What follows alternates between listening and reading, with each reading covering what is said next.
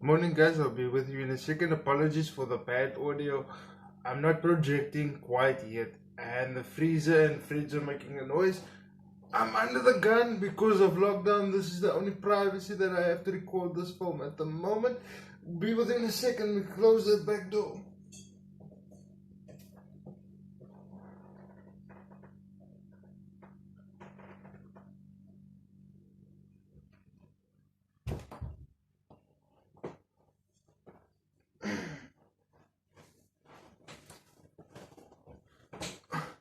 Hi, my name's Alex. This is my channel. It used to be AJ Mayday, but that just wasn't giving enough traction, and people didn't understand the naming, which was all the times we were stuck on the back of the tow truck, because my mom's old Vauxhall, or what we call in South Africa Opel, or what you guys in the UK call Vauxhall, kept on breaking down. Um, yeah, uncomfortable conversations. This is, you know, over the past year or two, there's been this no fap movement, anti-masturbation, and I have to be honest with you, when I was in school, there wasn't a word called no fap. In fact, people used to make fun of you if you did masturbate, if you did relieve yourself and cause yourself relaxation, ease your own tension. And the guidance counselors from church, Sunday school teachers, when you went on your confirmation camp, says, if you're feeling horny, take a cold shower. But that's in a mainstream context. And I was very lucky because I was mainstream for most of my life, except for Monday to Friday when I went to uh, school, because back then there wasn't legislation mandating if your brain could function. You could indeed go to average Joe school down the road. So, I went to special needs education school up in Cape Town, Era school down in Athlone. And I'm not ashamed of that, by the way. So, anyway, I do understand why the NoFap movement. I really do. However, you cannot apply all the principles to disability. Because in a mainstream society, the guy goes out with his girlfriend, maybe they have an agreement for no penetrative sex, but you can make out till the cows come home, feel up, squeeze her boobs, rub that bum, rub your dick up against the bum, that's between you and the girl, and I'm not being perverse or anything, but they are couples with that agreement. And then the guy just has to, I don't know, meditate or indeed go and take that fucking cold shower. But in terms of disability, where there is so much misinformation around it, people are afraid to even platonically hug you, platonically kiss you for Christmas or your birthday.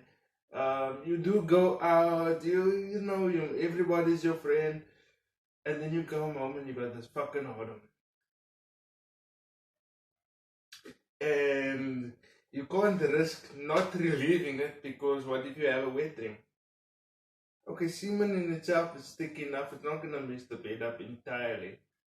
But we as men, what happens after we ejaculate? You fucking piss like a racehorse. And if you in your sleep, um, if you're in your sleep, you're gonna urinate. So with your severe disability,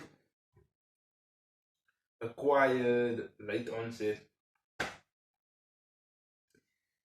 and you can't afford a paying carer, your family members, your carer, you're gonna feel mighty embarrassed when they get you up in the bed the next morning and they see the piss and the semen stains. So, I would rather control it that way. Because I can understand you want to be mindful and respectful of women and have societal regard. You're not going to cut somebody off at the traffic light but at the same time, sometimes tensions get too much. Because what if you do have respect for your friend and you know it's not gonna go that way, but she's wearing the cutest little mini skirt and her thighs are a bit chunky and you like it and you're smelling the Tommy Hilfiger perfume and the hair's all shiny, but you know you're not gonna get none but old Johnny is blowing a reveille. Is it fair? What if you need to clear that mental erection? What if for you to have regard you actually have to relieve yourself? I'm not saying whip it out in public and after you urinate at the urinal in a public toilet do your thing, because then you're gonna get fucking arrested. But not everybody can do the meditation and kumbaya thing, you know? Not everybody wants to wait on the Lord. Not you know, everybody can't wait on the Lord. Some of us want that fucking leather interior and good food and a double bed with a woman to sleep next to. One woman that takes care of herself, that has respect and love for herself, that goes to work in the morning. One woman. But for some of us, because our disability might be so severe that people can't relate to our body language, might be a bit of a problem. So what if masturbation or no fap is your only relief? Are the mainstream motivational speakers going to take that away from you too? Um, Mainstream motivational speakers and religious leaders, are they going to take that away from you too, or are you going to let them? Is it fair? Everybody else has a release, but if you're severely athetoid cerebral palsy, quadriplegic, spinal CP, spina bifida, and your body can't move. What if your best friend is also in a wheelchair and you guys catheterize in front of her and you notice she's wearing a panty with dots and you always wanted to be with her and you can smell everything and the perfume and the sweatiness and everything, and now you need to be all kumbaya about it? You can only be kumbaya to a certain point. And if you don't release, you're going to cause yourself embarrassing situations. And at the very most, you're going to cause yourself a lot of uh, frustration. I'm not anti-nofap. If you can do the meditation thing, go for it.